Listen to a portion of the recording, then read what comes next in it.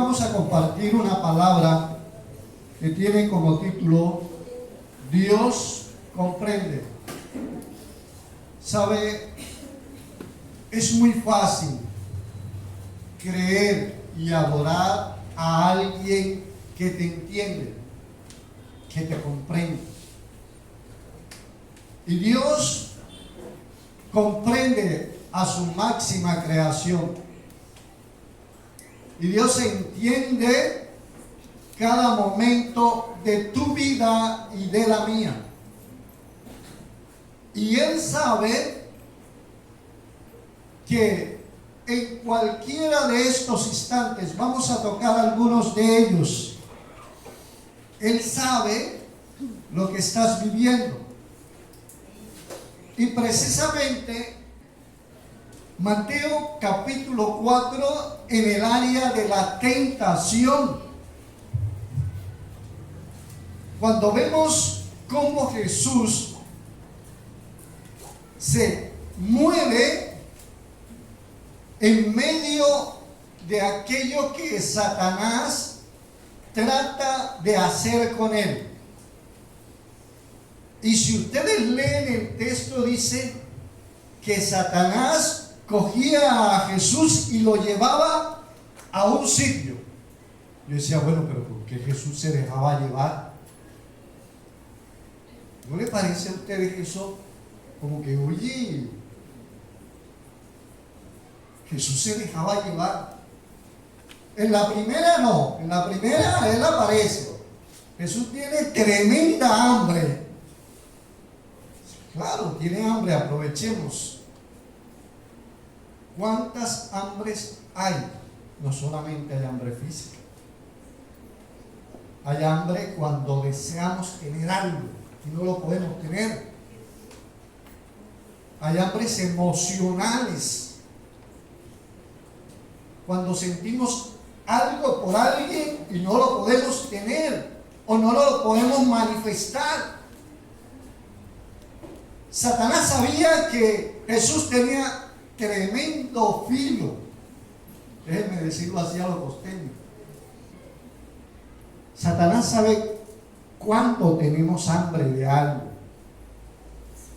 Y en este momento Satanás sabía que Jesús tenía hambre. 40 días, wow. Mucha hambre. Y entonces lo reta, lo desafía. Demuéstrame que tú eres el Hijo de Dios. ¿Tienes hambre? Coge la piedra y conviértala en pan y se acabó el hambre. Pero Jesús de inmediato se defiende con la palabra, pero está siendo tentado. Al igual que ustedes y yo, mis hermanos. En los momentos de nuestras debilidades es cuando más viene la tentación. En el momento de sufrimiento no creemos que Dios puede pasar o hacernos pasar este momento. En el momento en que nosotros creemos que hasta aquí llegamos, es cuando Dios se va a mostrar. En una ocasión, una pareja de creyentes estaba pasando por una situación impresionante. El esposo de esta pareja tuvo un accidente de moto. Y más de uno aquí sabe cómo es un accidente de moto, inclusive en carne propia. Y entró a cirugía, de cirugía pasó a cuidados intensivos. El médico especialista, el ortopeda, cuando salió le dijo a la esposa: te voy a confesar algo. De esta sala de cuidados intensivos no sale ni uno vivo. Todos estaban demasiado delicados. Y ella declaró y dijo, sale uno, mi esposo. Y su esposo salió vivo de ese cuidados intensivos. En la tentación más difícil, el enemigo va a hacerte creer que Dios no te puede ayudar. En la tentación, el enemigo te va a hacer creer que Dios no ha pasado por lo que tú estás pasando. En la tentación, el enemigo nos va a hacer creer que ya no hay vuelta atrás. Pero como leemos en Mateo, no solamente le tentó en la carne, le tentó en lo emocional, le tentó en las riquezas. Pero Jesús siempre, y me encanta cuando termina la tentación, Jesús termina la tentación, no la termina Satanás, Jesús termina la tentación. Y le dice, bueno, Satanás, ya basta, te me vas de aquí. Y Satanás te tiene que ir, y se va. Porque a pesar de que había intentado hacerlo caer, Jesús le demuestra que sí era el Hijo de Dios. Y te tengo una noticia, tú también eres hijo e hija de Dios. Y Jesús deja esto por escrito para que veamos que en medio de la tentación puedes salir adelante, lo puedes superar, porque Él lo hizo y por eso te comprende y por eso te entiende y por eso está contigo. Pero no solamente Jesús comprende cuando tú estás en medio de la tentación. Jesús también comprende cuando tú y yo estamos en medio de una tormenta. Miremos lo que dice Salmo capítulo 55, versículo 22. Alguien por favor lo lee. Salmo 55, versículo 22. No dejará por siempre. ¿Qué me dice aquí? No me está diciendo lo que hoy se está predicando y enseñando. Dios es demasiado bueno como para que te deje pasar por algo malo. Se está enseñando que Dios es felicidad, gozo, alegría, placer, contentamiento, que otro sinónimo. Eso es lo que se está enseñando. Y cuando esa gente que recibe esa palabra pasa por un momento de tormenta, ¿y dónde está Dios?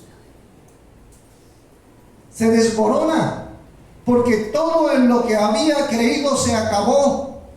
Pero cuando tú recibes la palabra, pero cuando tú eres enseñado en la verdad, pero cuando tú estás motivado por el Dios en que ha creído y que sabe que estás viviendo en un momento de tormenta, entonces no te desmoronas, te sostienes. Porque ese es nuestro Dios. Porque no dejará para siempre al justo. En medio de la adversidad, del problema, de la situación, Dios sabe hasta dónde tú y yo tenemos la capacidad para permanecer en esa tormenta. Y cuando tus fuerzas se acaban, es cuando yo digo, bueno, ahora le toca a Dios. Porque somos dados a eso, a hacer con nuestras propias fuerzas, a trabajar con lo que sabemos, con lo que conocemos, con lo que manejamos. Pero cuando se nos acaba el repertorio, bueno, Diosito, ahora te toca a ti. Cuando nuestra salud está tan quebrantada, es tan difícil creer que Dios me puede sanar. Pero sabes, me encanta esa narrativa cuando Jesús estaba en la barca y se vino una tremenda tormenta. Y los discípulos que habían visto hacer los milagros, ¿cuántos de los que están aquí no han visto hacer un milagro en su vida o en la vida de otros?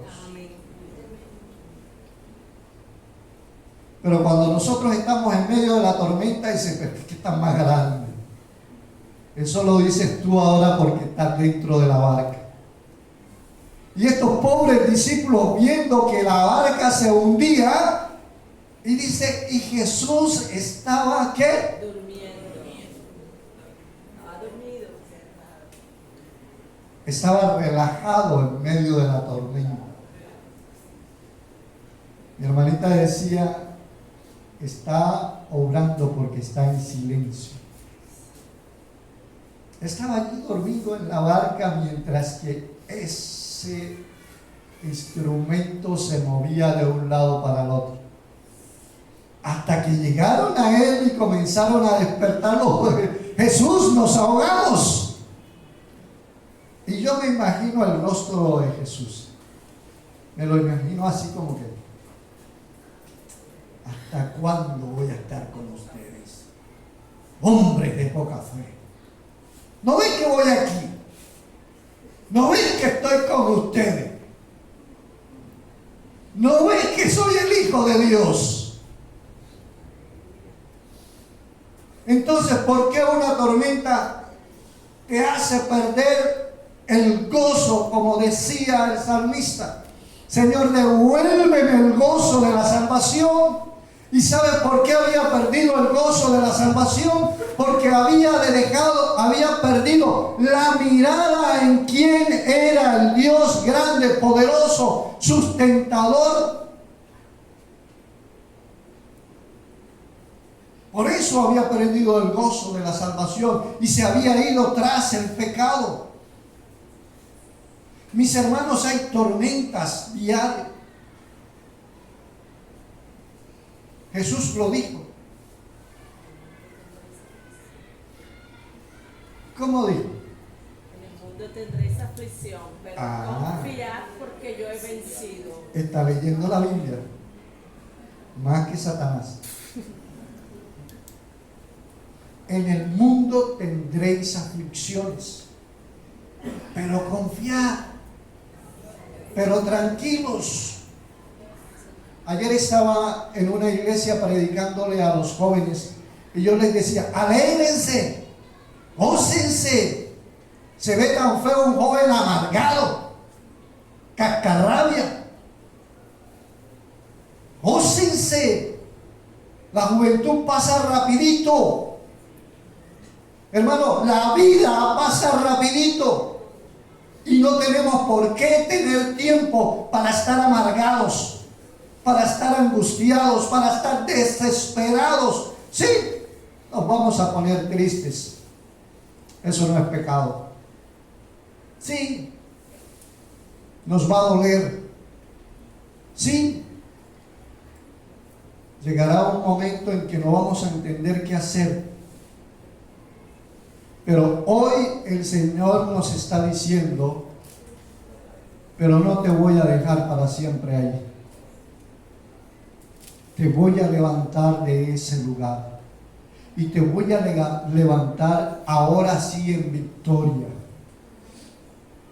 Y en la medida en que más confíes en el Señor, más rápido vas a salir de allí. Tengo una hermana a quien amo mucho y ella dice, si no confío en el Señor, si no dependo de Él, Él me manda a repetir el examen. O sea que esta prueba vuelve y juega. Entonces, para que no juegue otra vez, para que no me toque vivirla otra vez, es confiar y depender de Él. Esa es una palabra de mi hermana María Castillo. Tremenda mujer del Señor. Mi hermano, pero Dios no solo comprende cuando estás en tentación o en medio de una tormenta. Hay una tormenta en especial que nos aqueja y creo que es lo que motiva al pastor que esta palabra venga en el día de hoy. Está muy preocupado porque muchos han estado enfermos, hemos estado enfermos, porque nuestra salud ha estado siendo golpeada fuertemente y porque tenemos un desafío increíble. Y así, familia, Dios comprende por lo que estamos viviendo todos.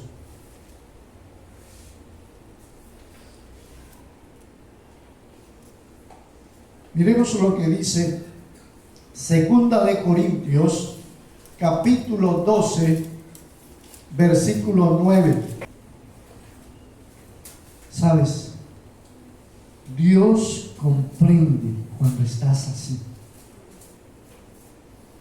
Dios comprende cuando tú estás cansada y estás cansado.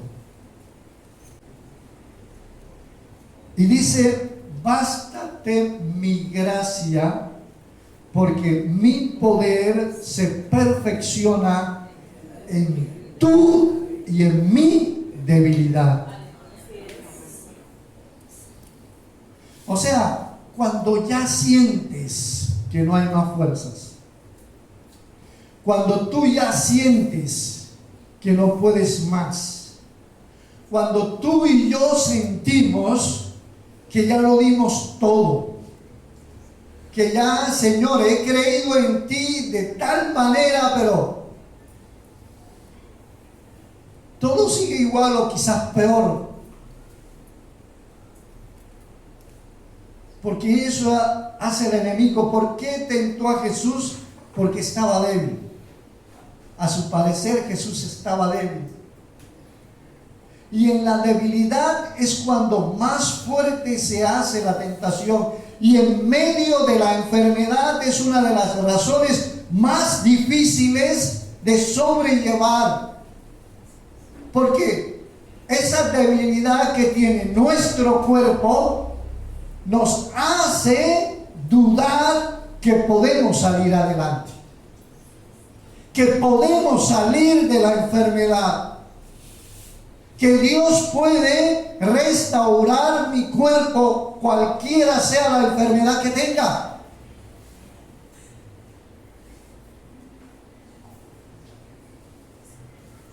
Es increíble saber que Jesús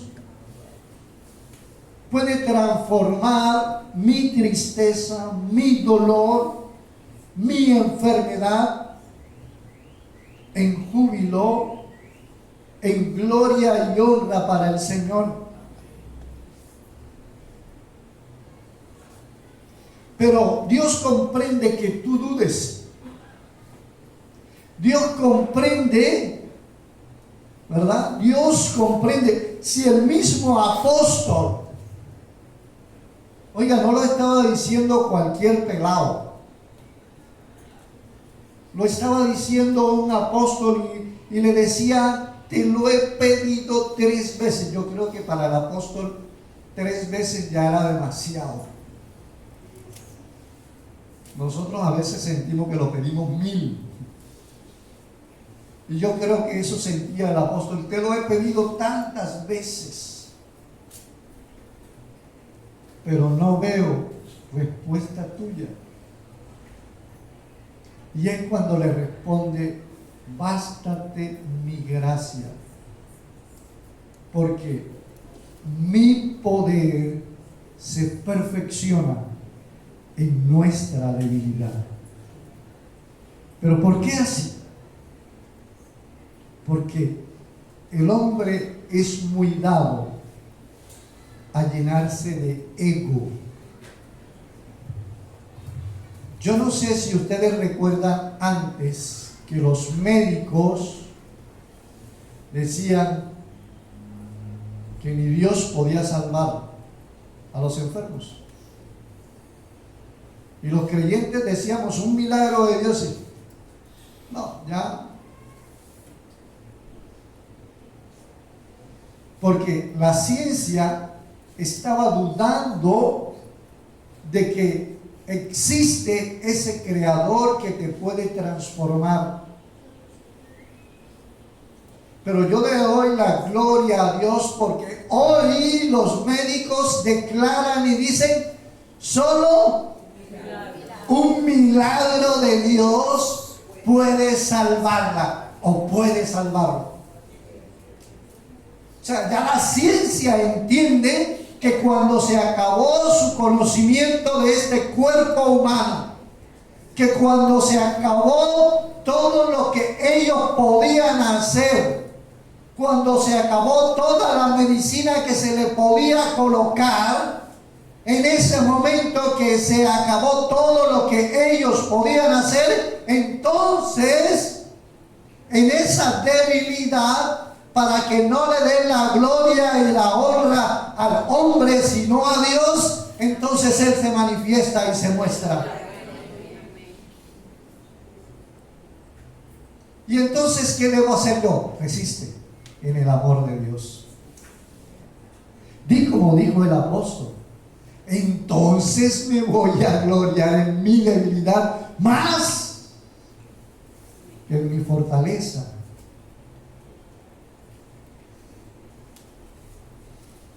Entonces, cuando te sientas débil, dale la gloria a Dios.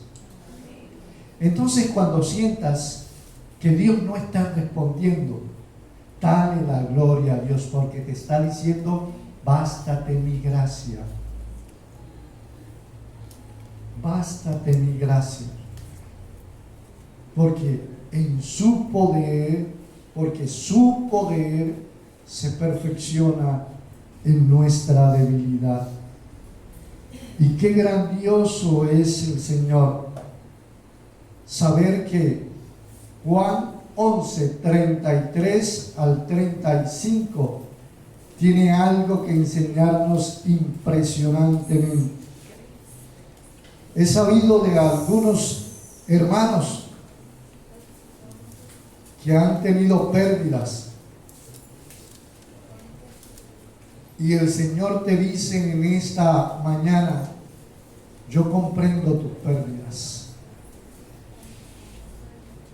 Yo entiendo, yo sé cuando tienes una pérdida lo que sientes. Ahí tenemos la narración hermosísima de Lázaro. Pero antes del milagro de Lázaro,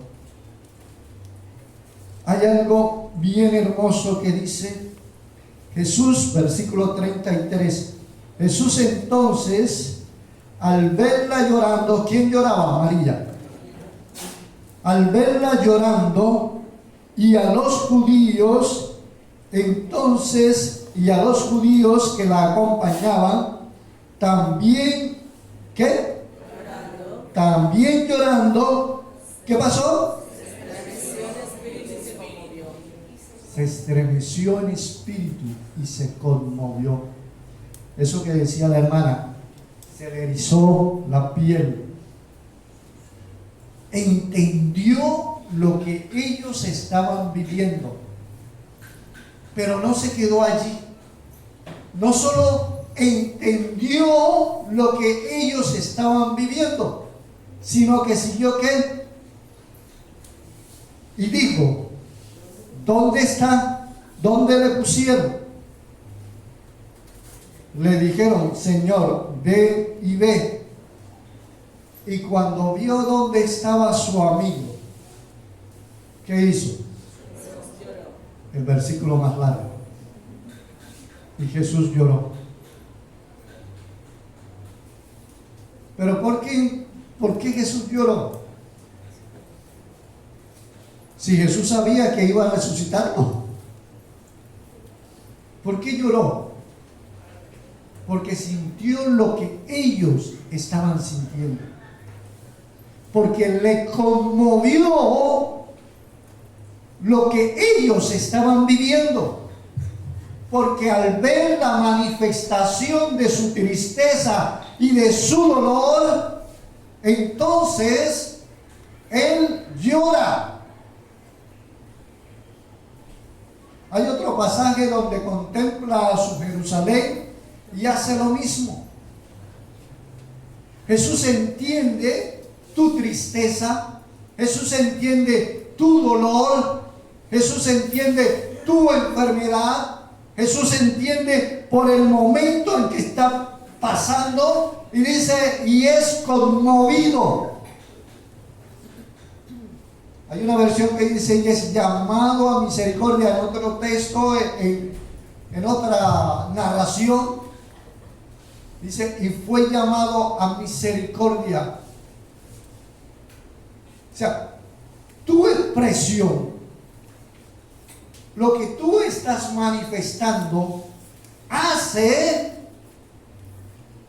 que Dios muestre su misericordia por nosotros. Hace que tú y yo, nosotros hacemos que Dios se conmueva. Pero no lo hace cuando no es de corazón. Porque resulta que en Israel había una costumbre, corríjanme los eruditos más que yo, que eran hasta pagos para que fueran y lloraran y formaran allá un inmenso... Plañideras se llamaban. Plañideras. Ella sabe más que yo. Y le doy la gloria a Dios por eso. Ah, claro. Por algo es el líder de educación cristiana. Dios te bendiga, mi hermano. Porque cuando fue a la hija de Lázaro a hacer lo mismo que iba a hacer acá, ¿qué hizo? Para afuera. Salga de aquí. Esto no es de verdad. Aquí no están sintiendo nada. Para afuera. Sáquenme a toda esa gente. Solo papá, mamá y tú, los dos discípulos, y vengan y entremos y miren lo que pasa aquí.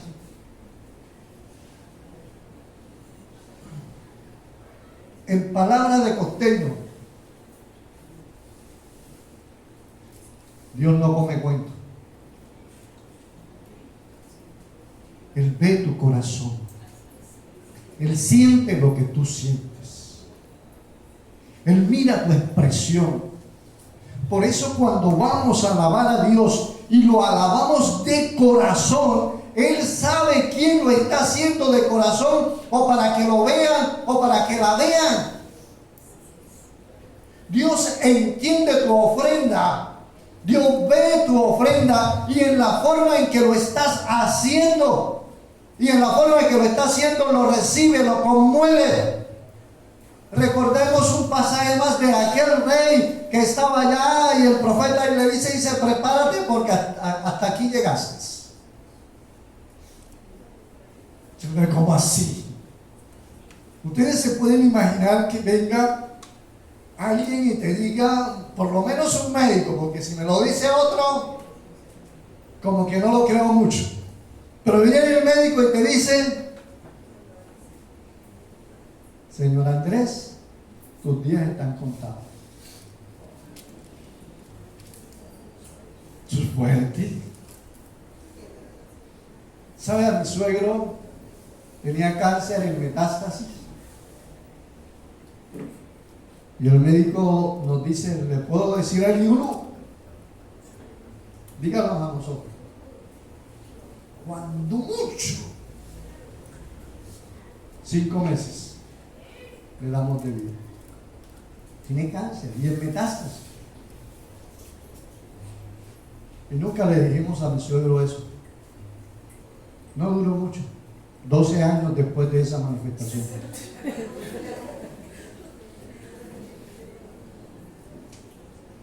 Los médicos pueden decir lo que ellos saben, pero no saben lo que Dios puede hacer en tu vida y en la vida.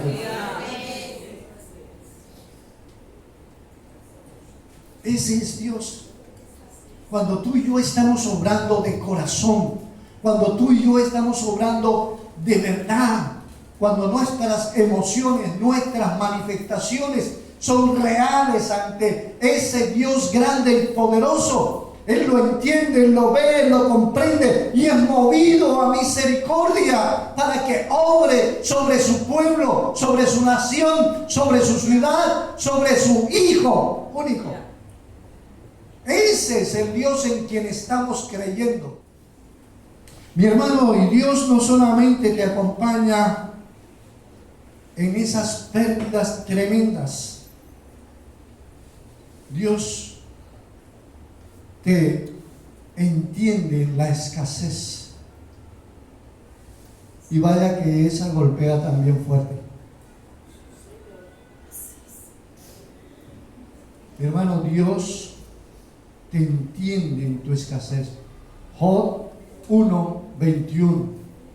Tremenda situación, pero también grande y hermosa la manifestación que hace este siervo de Dios. Por algo Dios permite tremenda prueba en este varón. ¿Qué dice Job 1:21? Qué tremenda manifestación de este varón. Después de haber perdido en un solo día todo. Nosotros a veces apenas nos tropezamos el dedo pequeñito y ya nos queremos morir. ¿Y por qué Dios permitió que yo me tropezara el dedo pequeñito? Este varón perdió todo. Sus hijos. Se fue toda su riqueza.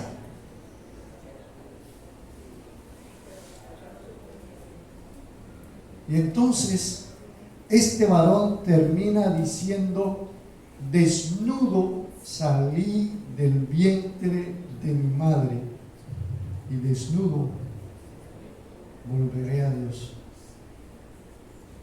Jehová Dios dio, Jehová Dios quitó, sea el nombre de Jehová bendito. Y creo firmemente que esta declaración de Job le permite toda la fortaleza para vivir todo lo que se vive en el libro de Job. Porque con esta declaración está diciendo: Señor, como tú quieras, aquí estoy. Cuando tú y yo aceptamos que dependemos de Dios, que es Dios quien obra, que es Dios quien me da, que es Dios quien me quita, que es Dios el que me provee. Cuando aceptamos que es Él y no son mis fuerzas, y no es mi intelecto, y no es mi sagacidad, y no es la capacidad intelectual que tengo, entonces veo la misericordia de Dios. Entonces la escasez en la que vivo, voy a glorificar el nombre de Dios.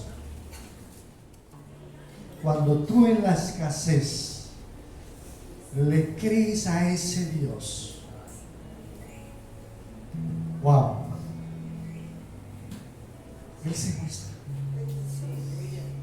Él se muestra.